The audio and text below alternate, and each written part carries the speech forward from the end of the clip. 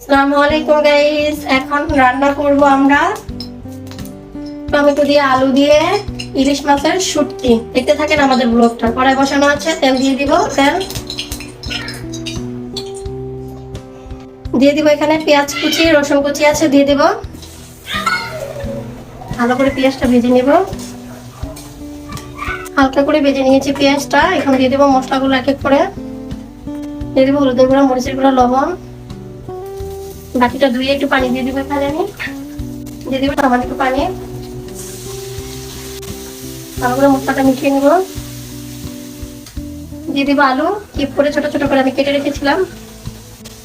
ভালো করে মশলার সাথে মিশিয়ে নিব। ভালো করে কষিয়ে নিয়েছি।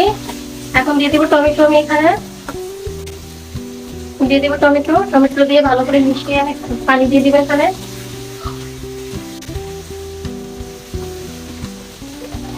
এরপর এখানে পানি দিয়ে দিব। আমি দিয়ে দিব পানি।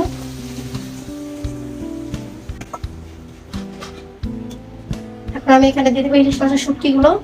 তো ছোট করে কিপ করে কেটে নিয়েছি আমি।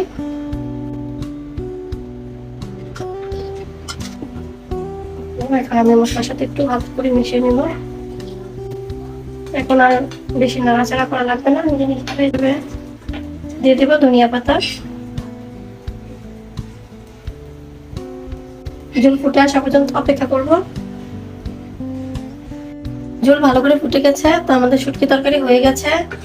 তো আপনারা কে কিভাবে খান এই ইলিশ মাছের শুটকি কমেন্ট করে জানাবেন।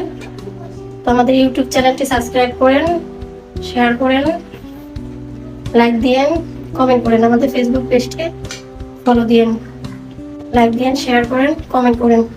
আমাদের রান্নাটা যদি ভালো লাগে আমাদের পাশে থেকে। আল্লাহ হাফেজ।